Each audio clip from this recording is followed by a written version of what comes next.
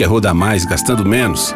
Com o GNV, a economia é de 45% em relação à gasolina e 51% em relação ao etanol. Não tem dúvida, com R$100 você vai muito mais longe. Compare. Acesse o QR Code e faça as contas. GNV, economia que não se discute. Algás, Gás de Alagoas, Governo de Alagoas.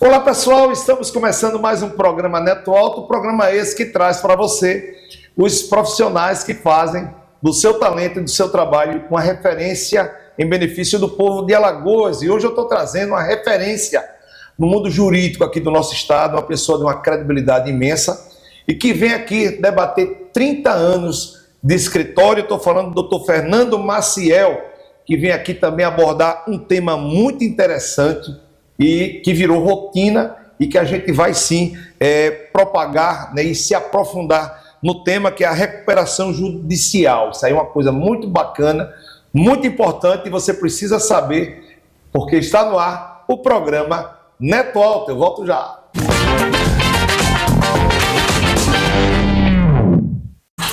Quem tem um negócio está sempre pensando nos desafios. Não tem hora, não tem lugar, mas não precisa travar, né? O Sebrae tá com você nessa. Destravar seus desafios. É isso que o Sebrae faz. A gente te dá a mão. Sebrae.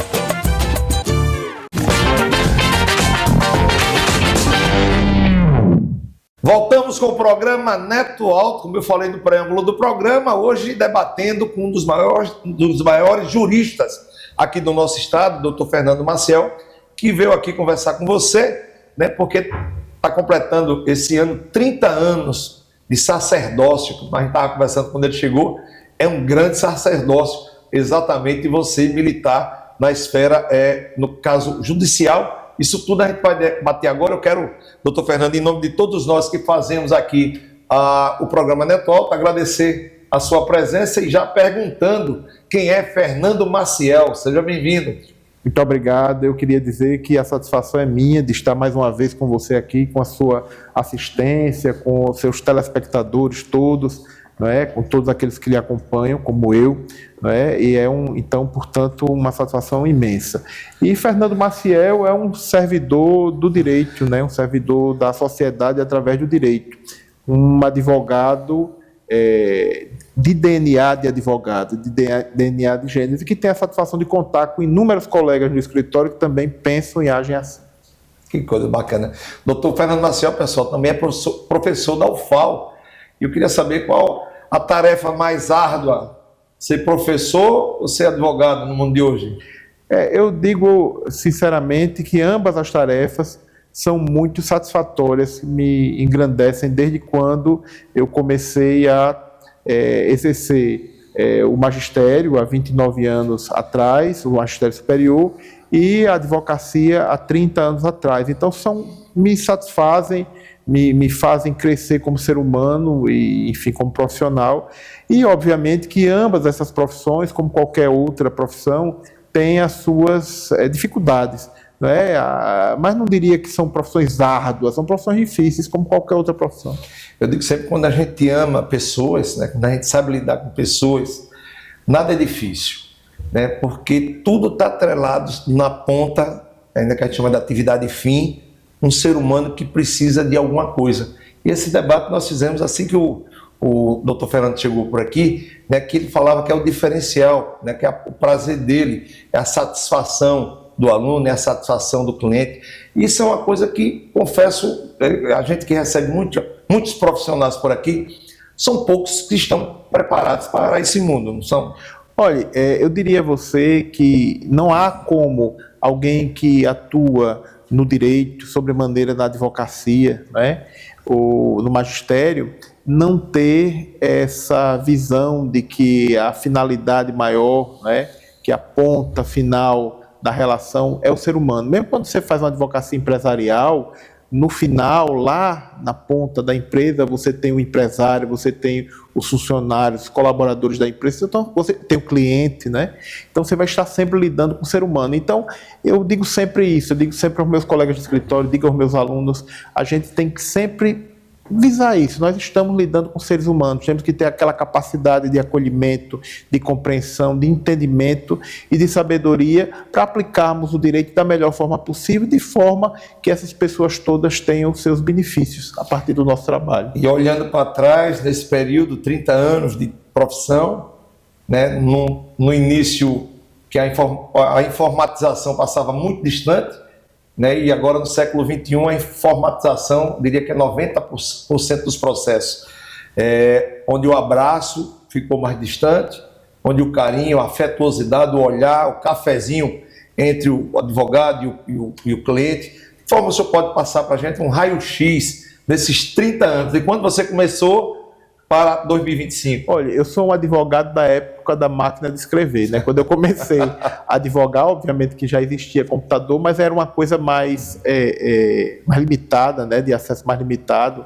E eu, por exemplo, não tinha condições, quando eu comecei, de ter um computador. Então eu tive uma máquina Olivetti que andava comigo para todo canto portátil, e uma outra no escritório que eu utilizava. Então eu fazia a petição ainda à máquina de escrever. Quando você errava, você tinha que refazer praticamente, né, aquele trabalho.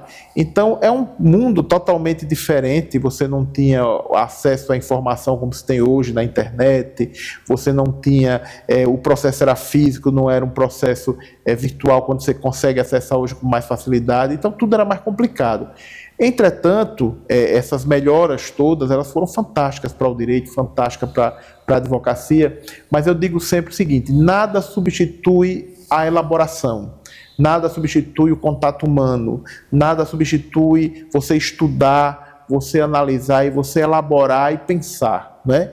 Todo esse arcabouço de condições que nos é dada, isso é extremamente importante e nos ajuda a colher informações, a transitar informações, a ter um acesso mais rápido às coisas, mas o advogado ele tem que ser essencialmente humanista, no meu modo de ver, e tem que ser essencialmente alguém que sabe elaborar ideias, colher informações, elaborar ideias, trabalhar tese.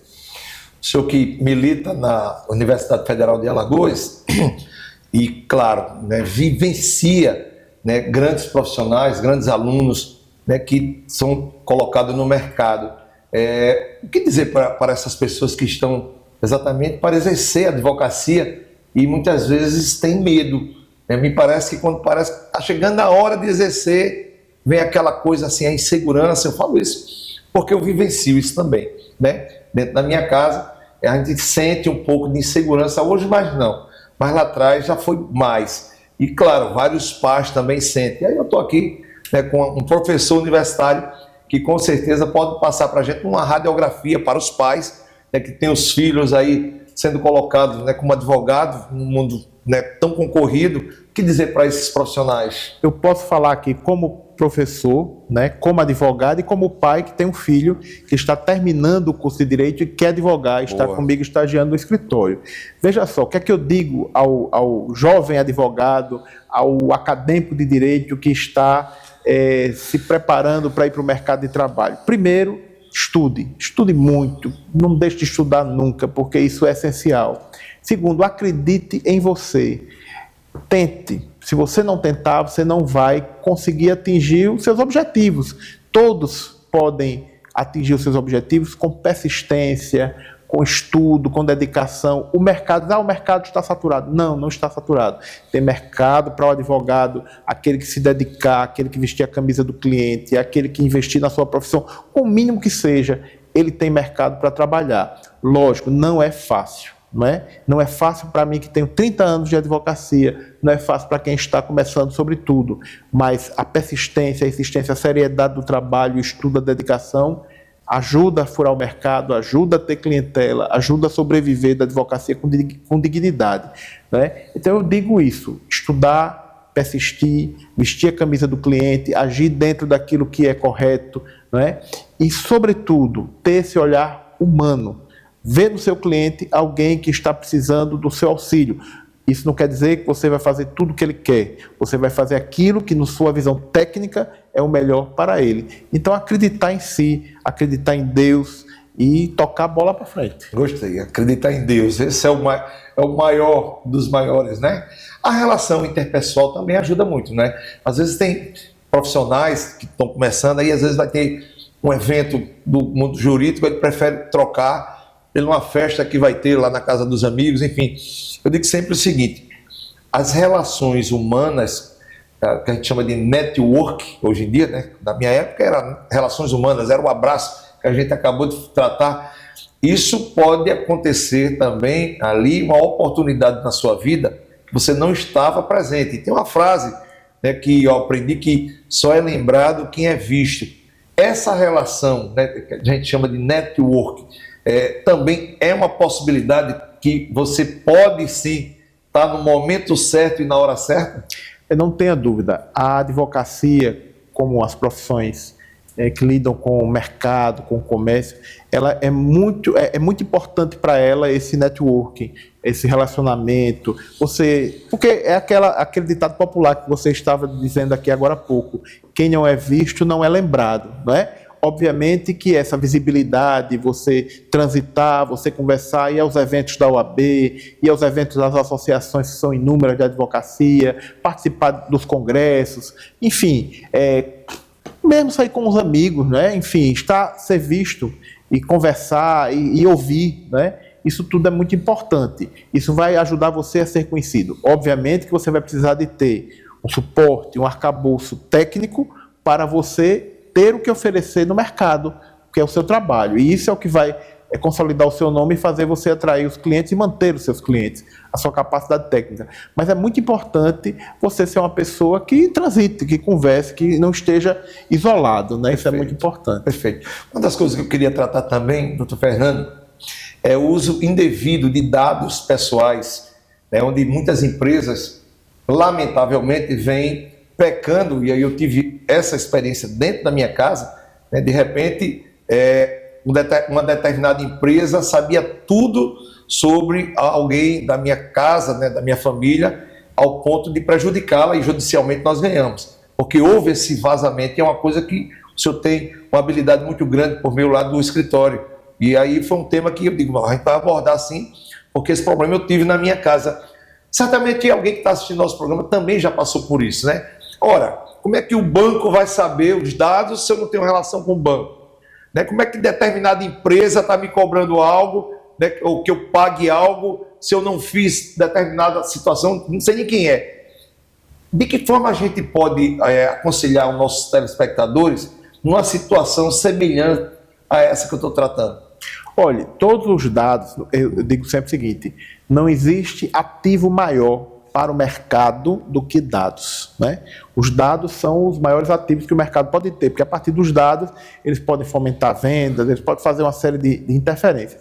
Entretanto, o dado pessoal, ele é um patrimônio daquele que o possui, né? Daquele cidadão, daquela cidadã que tem os seus próprios dados. Então ele não pode ser comercializado, não pode ser divulgado sem a sua prévia anuência. E há dados que nem com essa prévia anuência, né? A Lei Geral de Proteção de Dados ela é muito clara, quer seja quanto a essa proteção dos dados que cada um tem, que estão aí instituições bancárias, instituições comerciais, do cartão de crédito, que seja, quanto também em relação às punições que podem haver com essa divulgação de dados indevida.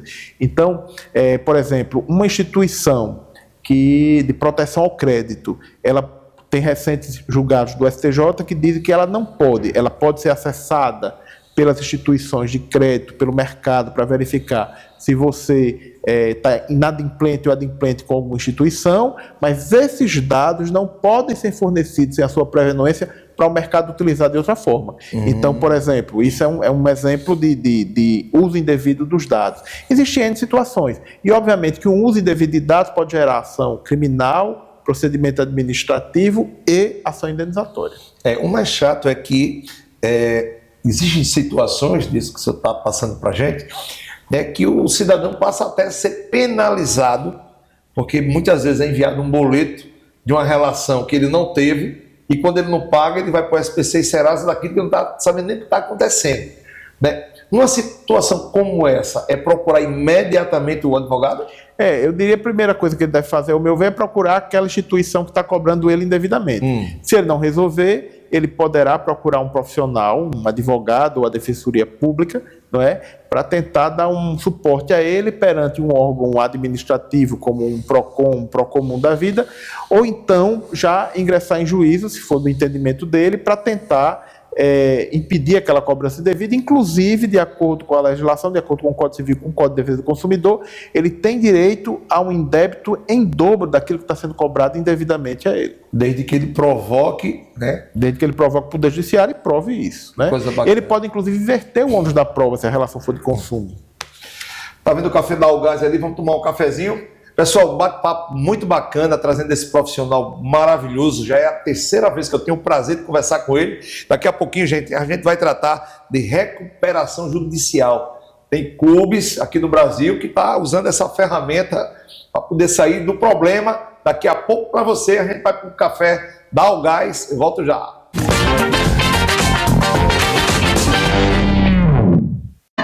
Quer rodar mais gastando menos? Com o GNV, a economia é de 45% em relação à gasolina e 51% em relação ao etanol. Não tem dúvida, com R$100 você vai muito mais longe. Compare. Acesse o QR Code e faça as contas. GNV, economia que não se discute. Algás, Gás de Alagoas, Governo de Alagoas.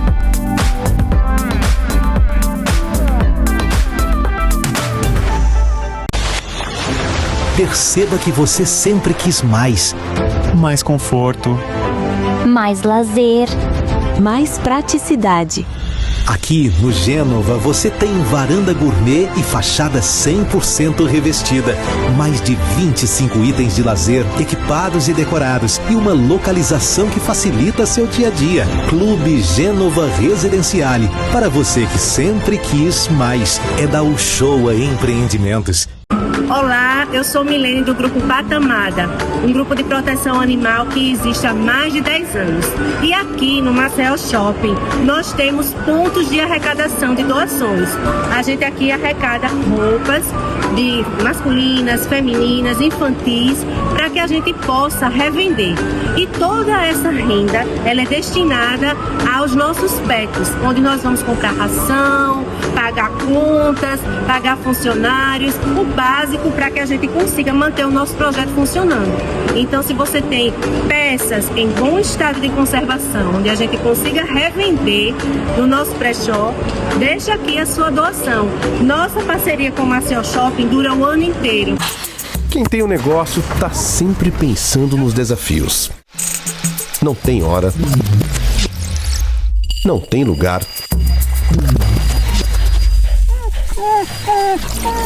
Mas não precisa travar, né? O Sebrae tá com você nessa. Destravar seus desafios. É isso que o Sebrae faz. A gente te dá a mão. Sebrae.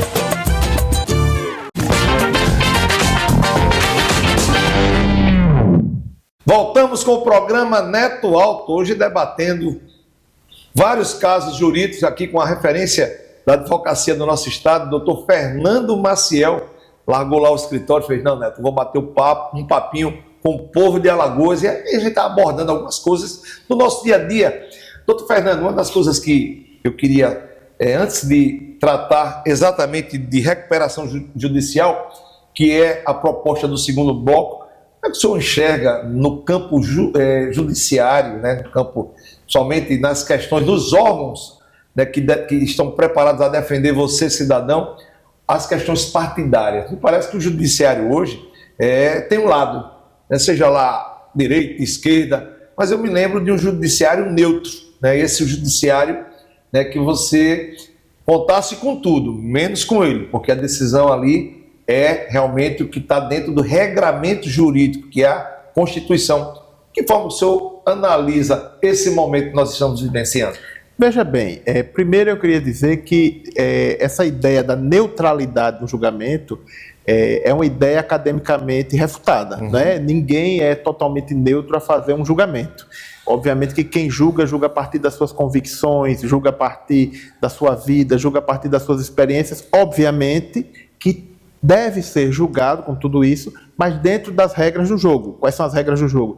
Dentro do que a lei estabelece, dentro do que a jurisprudência construiu, dentro do que a doutrina ensina, não é? Então, o julgador, no meu modo de ver, obviamente ele não pode tomar partido, ele não pode ser partidário, mas ele pode ter convicções políticas. Inclusive, seria totalmente impossível a um ser humano, que é um animal eminentemente político, ele não se posicionar, de certa forma, politicamente nas suas decisões, enquanto aplicador da norma, mas dentro das regras que a norma estabelece. Então, essa ideia de dizer, o poder judiciário não pode ser um poder político, é uma ideia que não é de todo correta. Ele não pode ser um poder partidário, mas político ele também é, como todos os poderes. Tanto é que ele é um poder. Se ele não fosse um poder, se ele não fosse político, ele não poderia ser um poder, né? Então, essa ideia da isenção absoluta é uma ideia que hoje já não predomina na academia, por exemplo, em relação ao direito, em relação ao poder judiciário. Resumindo, na sua opinião, na sua opinião, não, o que você falou é uma realidade em todas as vertentes, né, em vários órgãos. Ele também tem a opinião dele. Também pode ter opinião. Essa opinião não pode ser alijada do que a norma estabelece, porque a norma, por exemplo, ela é construída por um outro poder, que é o poder legislativo, que é o poder político. Então a norma está também eivada, ela também tem carga política quando ela é construída. Então você nunca terá um sistema jurídico totalmente neutro. O sistema jurídico ele é resultado também de um funcionamento político, quer seja no poder legislativo, que faz a lei, no poder judiciário, que entende essa lei, ou que deve entendê-la, e no Poder Executivo, que também, né, de certa forma, participa do processo legislativo. Isso é no Brasil e em todos os países ocidentais. Eu não diria nos países orientais, porque é uma legislação e um procedimento um tanto diferente do nosso. Lá também, mas é uma outra sistemática. Mas em todos os países ocidentais, nos Estados Unidos, na França, em Portugal, na Espanha, na Itália, em todos os países ocidentais de tradição jurídica, você tem uma inserção política na norma e no Poder Judiciário. Isso é normal. Coisa interessante, muito bom. Doutor Fernando, uma das coisas que nós vivenciamos também, e eu que milito há 28 anos no mercado de automóveis, né, também outro assunto bacana para a gente tratar, é a questão da revisional. Rapaz, vai lá, procura o seu advogado, rapaz, mete uma revisional, a parcela cai pela metade, é uma coisa bacana, joia, vai lá.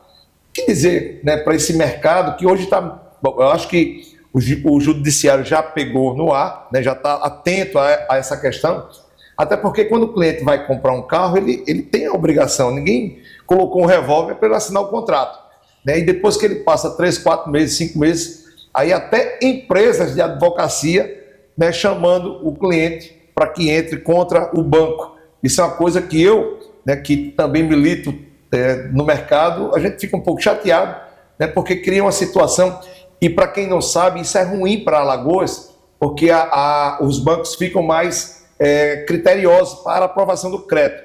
O que dizer, né, exatamente para essas pessoas que compram um carro, na hora de assinar o contrato, assina o contrato, e na quinta parcela, o amigo do trabalho, rapaz, mete uma revisional que cai pela metade da parcela. Primeiro dizer que a revisional ela é possível e ela existe justamente para corrigir exageros, para corrigir abusos, né, do cálculo da prestação do carro, de imóveis, de qualquer bem que você compre.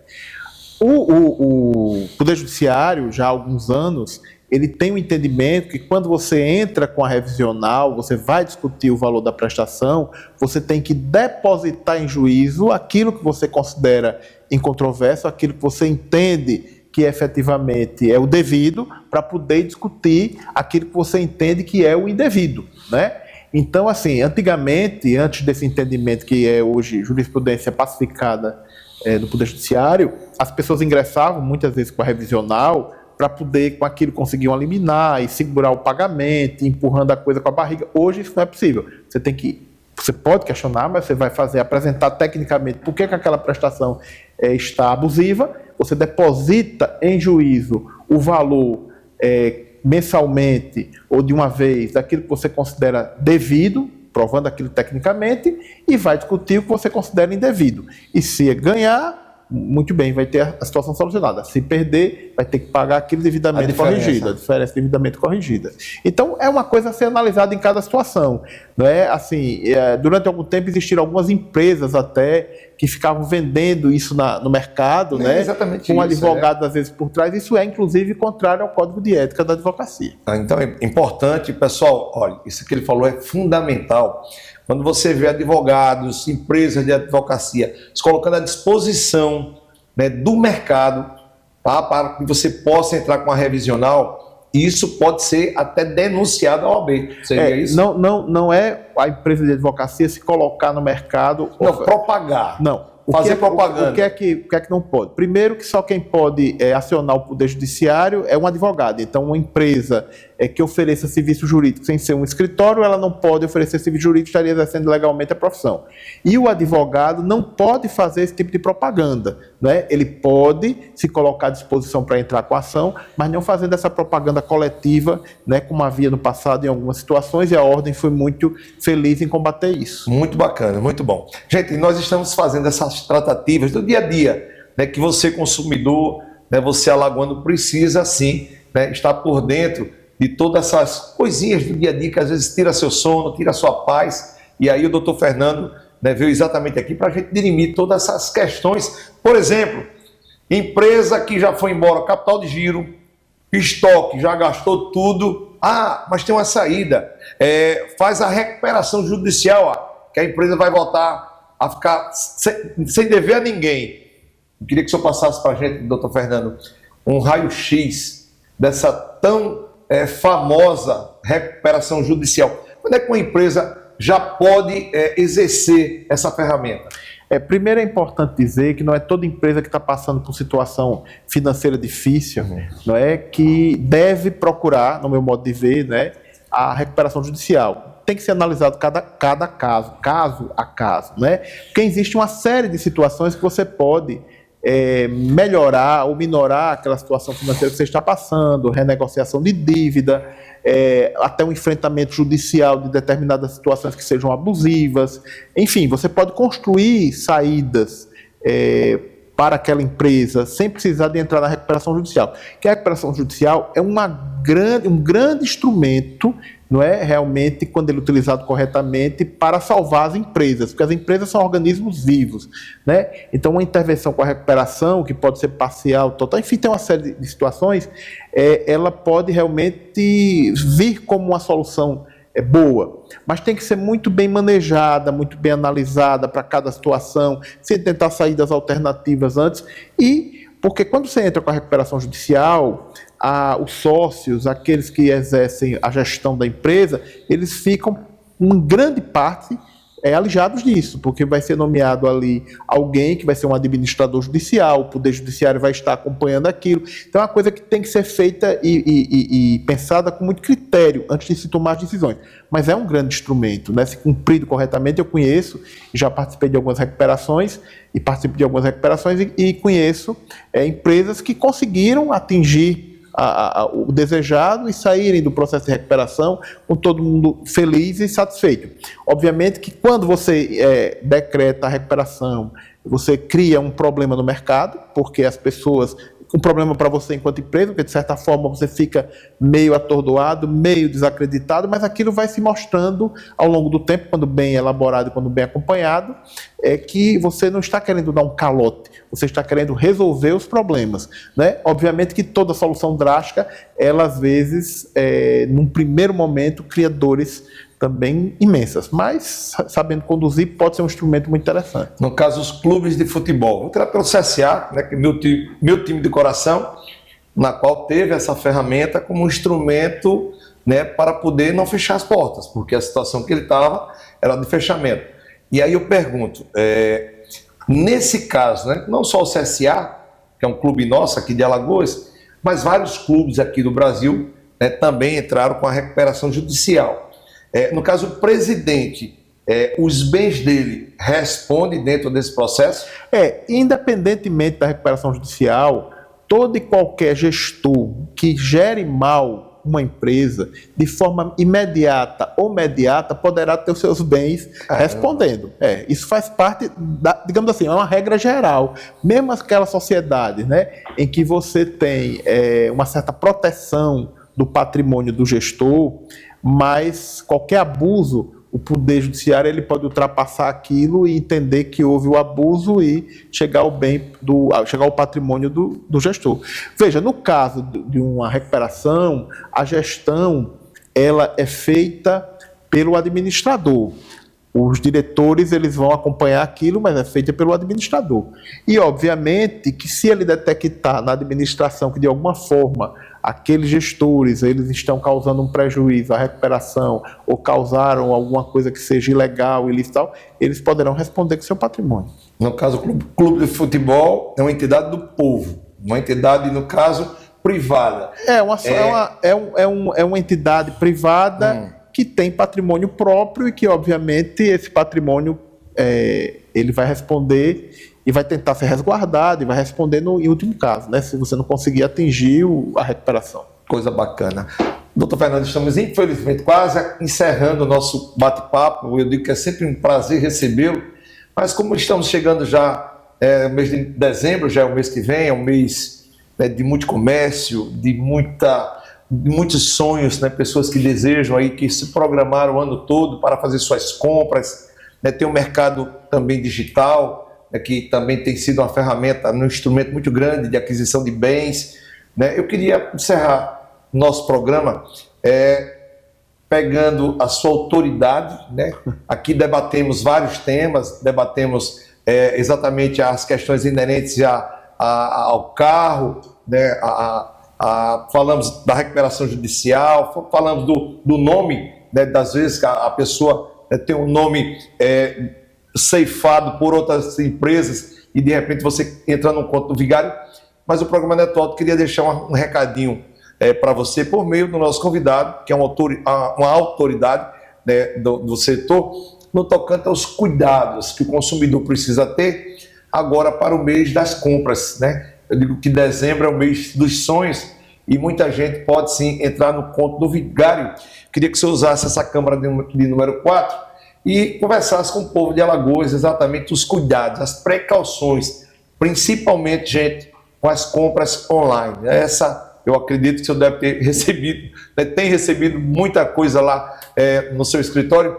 Passa essa mensagem para todos nós, até para mim também, para que a gente possa colocar o pezinho no chão e só dar o passo conforme a perna alcança. Fique à vontade, o senhor vai ter 1 minuto. Olha, nós enquanto consumidores temos que ter sempre cautela e não termos ansiedade para comprar as coisas. Eu acho que a gente tem que primeiro tomar cuidado, sobretudo nas compras online, se nós estamos comprando no local certo, adequado, checar se aquele site, se aquela empresa ela tem realmente estorvo para entregar o que ela está vendendo, verificar e pensar se nós vamos ter condições de pagar aquilo que nós estamos comprando, como é que aquilo vai impactar no nosso orçamento e, enfim, se a coisa tiver um mínimo de possibilidade na sua visão de ser alguma coisa fraudulenta, não fazer. É melhor parar, pensar e procurar um outro momento para fazer a compra. E como é que diz? O passo além das pernas tem que ter muito cuidado também, né? Muito cuidado. Não se empolgar. Não se empolgar, muito porque cuidado. Porque depois tá vindo aí a revisional, vai procurar o doutor Fernando para resolver, né?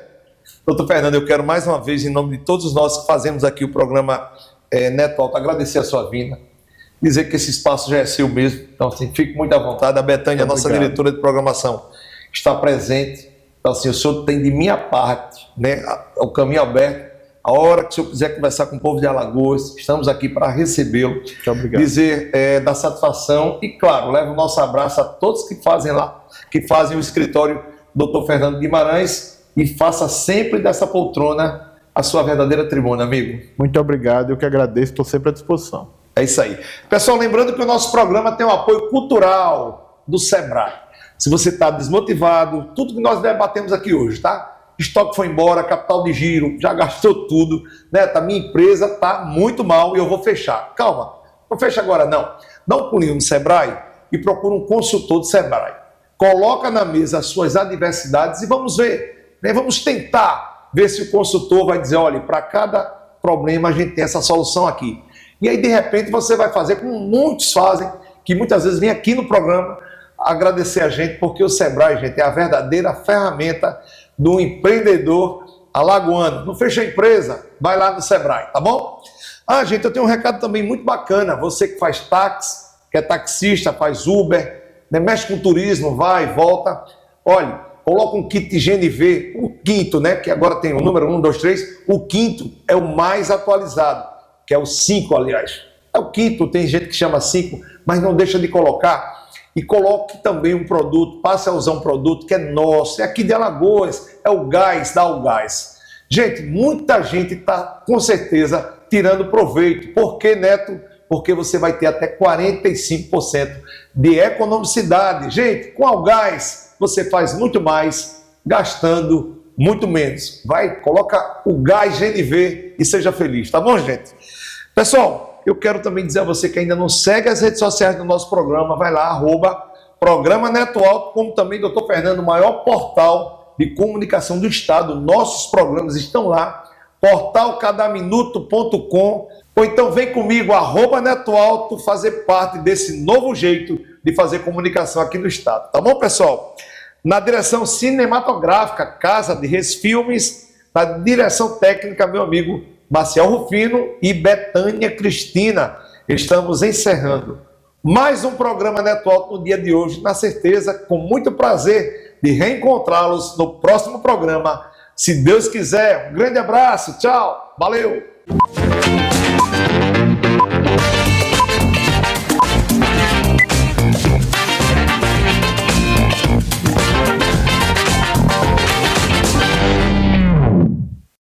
Quer rodar mais gastando menos?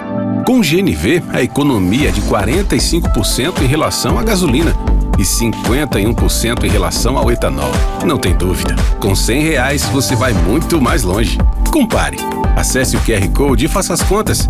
GNV, economia que não se discute. Algás, Gás de Alagoas, Governo de Alagoas.